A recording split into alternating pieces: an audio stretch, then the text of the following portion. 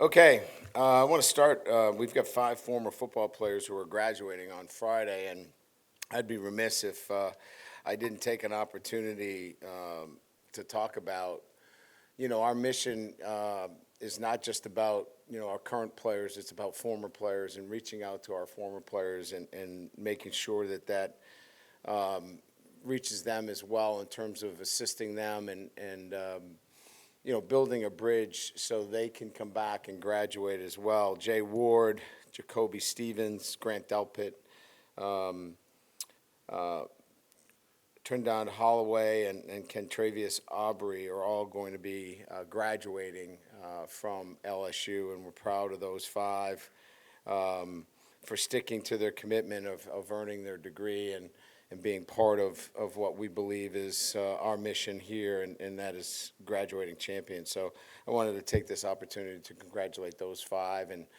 And again, it's sometimes difficult. You get distracted. Your life takes a different turn, and, priorities then change. But great to see these guys stick with it and,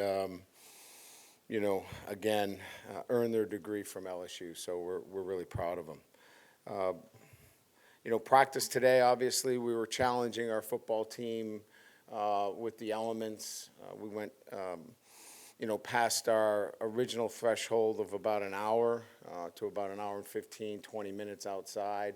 The elements are what they are. They're real. But my sense is that we need to continue to add on to our exposure outside and, build a mindset that, obviously allows us to fight through those times that, mentally, we could possibly lose our concentration because of the environment. And I thought our guys did a pretty good job by and large. In particular, the last couple of periods were a blitz pickup period, which requires a lot of intensity and focus and concentration. I thought they did a really good job. So made some progress from yesterday in terms of the way we practiced, and that's what you're looking for. So I'm pleased with the progress that they made from yesterday to today. Again, we got a long way to go. We've got to continue to work on our conditioning level in these elements, and looks like the weather is going to cooperate. Looking at the long-range weather, I think we're in for a very warm August. So I think this is going to continue, and we'll be smart. We'll be careful with our guys, but we're going to continue to build on what we need to do to be ready for, our opener in Orlando, which I can guarantee is going to be extremely warm. So with that, I'll open up to questions. Hey, Coach, over here. Matthew Bruni, on 3. The cornerback position with guys like Ashton Stamps, LaTerrence Welsh getting reps, Deuce Chestnut, just what have you seen from all of them as you continue to evaluate? Yeah, I think I see what you guys see. I mean, I think that, Deuce is a guy that's got a lot of football, Power 5 football. He's played a lot of winning football. He's competitive, smart. And so you're getting a veteran player there. Obviously, he had the surgery, so we didn't see a lot of him in the spring. But, the things that really stood out for us in our evaluation was that he was a smart player, savvy, short tackler, and was always around the ball. And that's starting to kind of show itself here early on in camp. And again, we're 5 days in, so I'm not ready to, make any kind of bold statements, but he's making progress. LT is, I think he's built on, his spring performance. His spring game was outstanding. He's had a great summer, and he continues to get better each and every day. Ashton's a true freshman who put on, a lot of weight.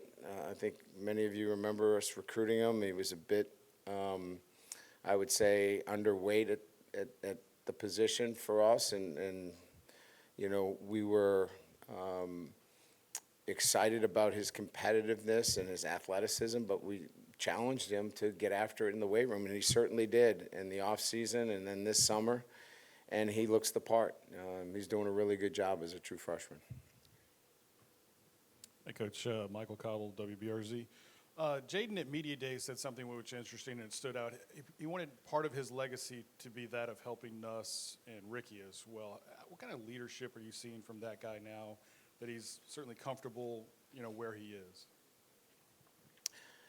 Well, I think he's always been that kind of guy. I don't think I've ever seen him as somebody that has been selfish or thought about himself first. And I would say that those two guys, Ricky and Nuss, have been the same way. So I think it doesn't surprise me that I didn't hear the interview, but that those comments came out of his mouth, because I've seen that from him since he's arrived here on campus. I think now that he's in much more of a vocal leadership position, I think he can articulate his thoughts and feelings a little bit more, because he is, in that starting role right now. So I don't know that he was feeling as though those were some of the things that he needed to be talking about last year. But I think he's just in a different role this year, and probably just being who he was last year, but just in a different role.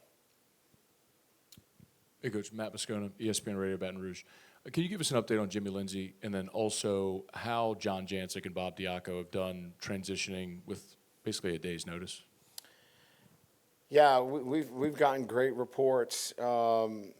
Jimmy, I believe, is going to be released from the hospital either today or it's really soon. There's a long road of recovery ahead for him, and then there's other things that he's going to have to handle that are personal and private for the family that they're going to have to deal with. But very encouraging, just the fact that I'm able to talk about it in terms of leaving the hospital. So really happy for Jimmy, and certainly Lauren, his wife, who's been there by his side every day. So a good bit of news there that we were able to get yesterday. John's been with me. I recruited John. John played for me. He was a coordinator for me, winning a national championship, coaching the defensive line, coached with me at Central Michigan, Cincinnati.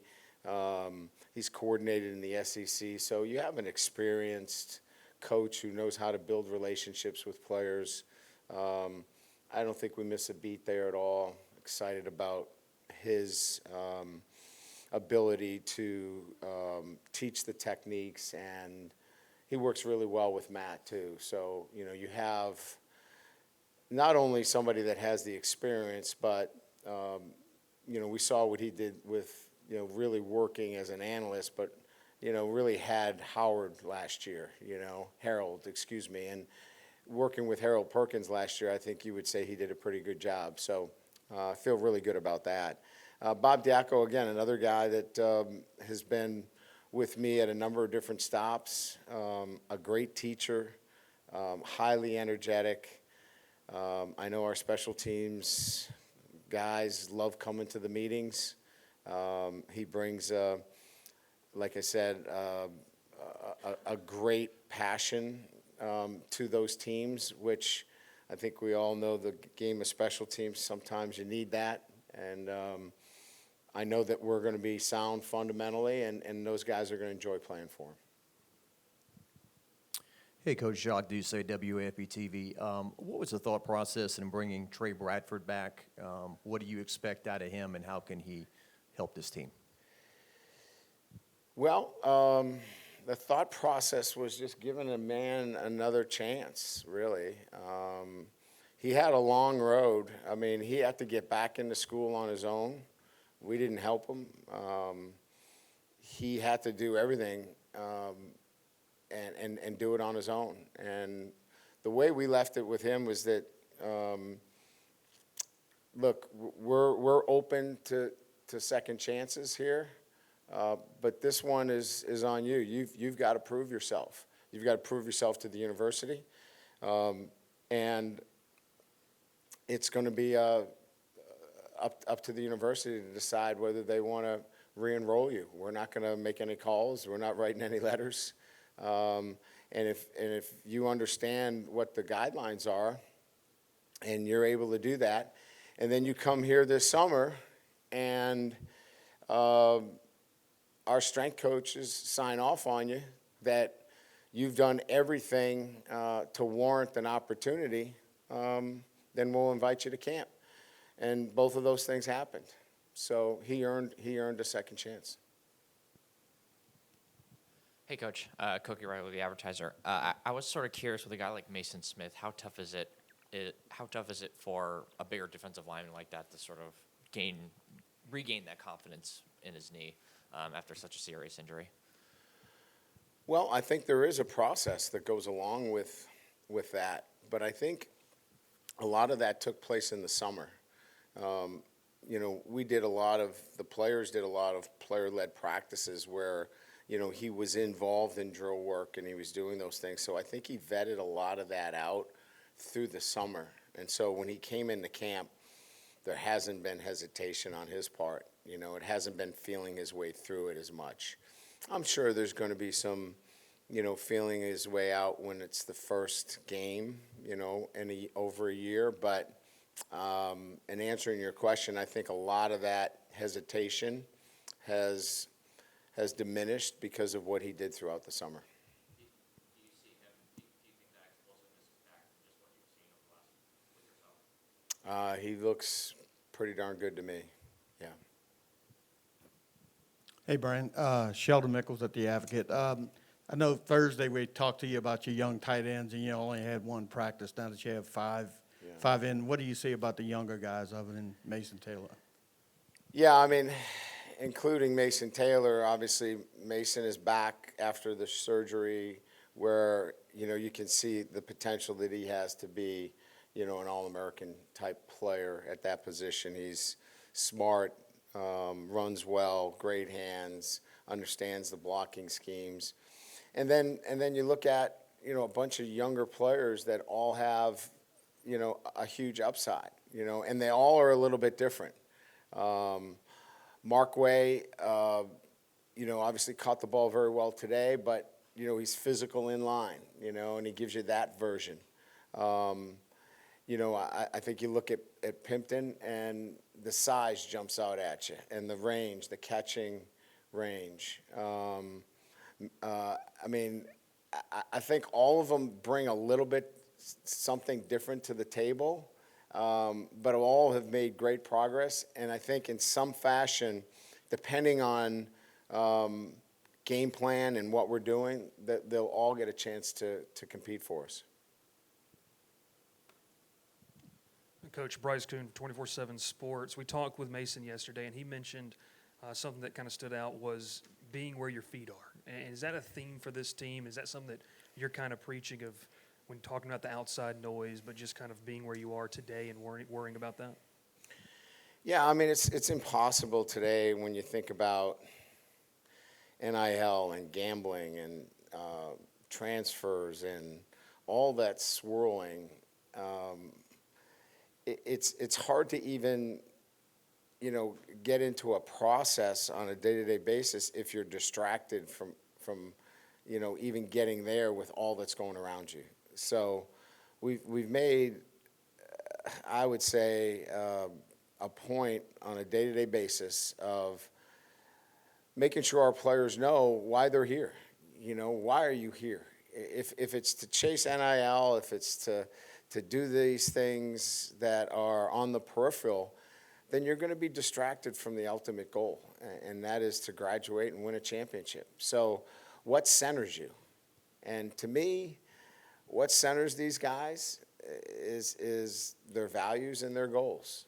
And if they truly have values and goals, then that will center them throughout these distractions. So I think what Mason was saying is be where your feet are, is that what's grounding to you, and for these guys, it's their family, it's their faith, it's certainly about, wanting to be the best version of themselves.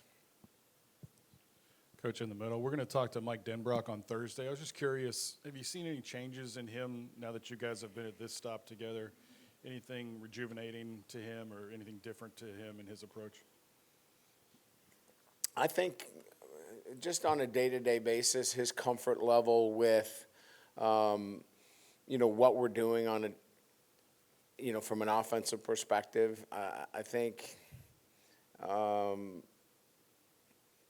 he clearly knows the direction that we want to take, and there's no hesitancy.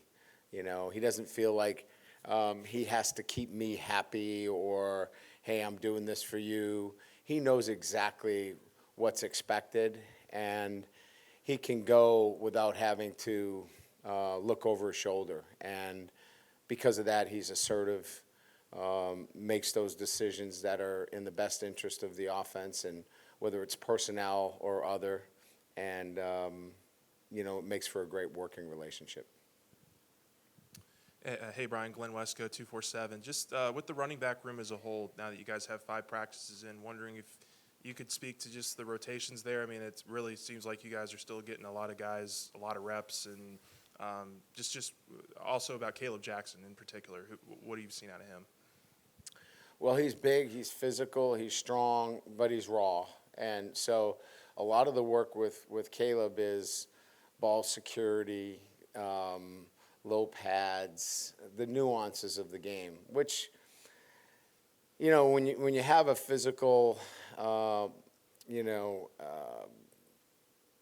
don't want to use the word, but just a guy that has that kind of prowess at the position, those are good things to work on, right? We don't have to worry about some of the other things. So it's just the details with him, and that's a good thing.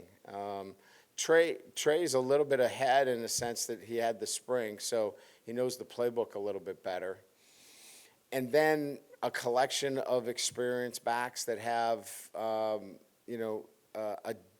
a different style. Each one of them has a little bit that they can offer. So, look, we got one football. That hasn't changed. So, we'll figure it out as it goes. But my guess is that, it always ends up coming back to the guys with the most experience end up kind of rising to the top and taking it over. Yeah, Brian, right here front row. Ron Higgins, the Shreveport Bossier Journal. After the incident yesterday on the practice field, you pulled Harold aside and talked to him for a while. What was your message to Harold about that incident? We were talking about his NIL. What I think he was trying to get a John Deere NIL, and I think the 2 linemen already have one. And he thought that was probably a good idea not to get one. Yeah.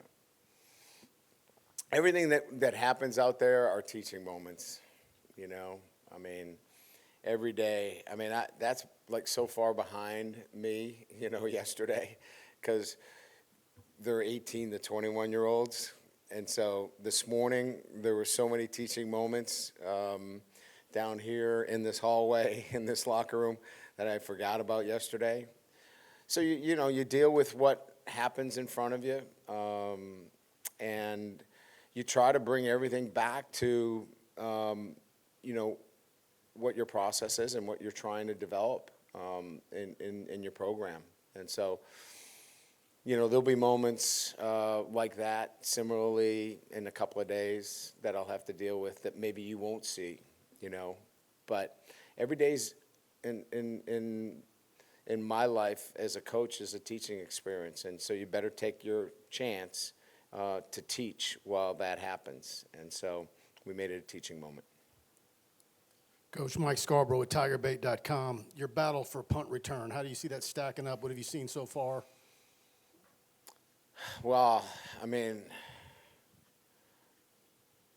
I like what I see back there. I mean, Aaron's pretty fluid, if that's the right word. I mean, it comes natural to him. I think yesterday, Jay was kicking with the wind, and maybe he probably could have got back on a couple of balls a little sooner, but he is really natural with the football. Kyle Parker, I think, looks really good back there too.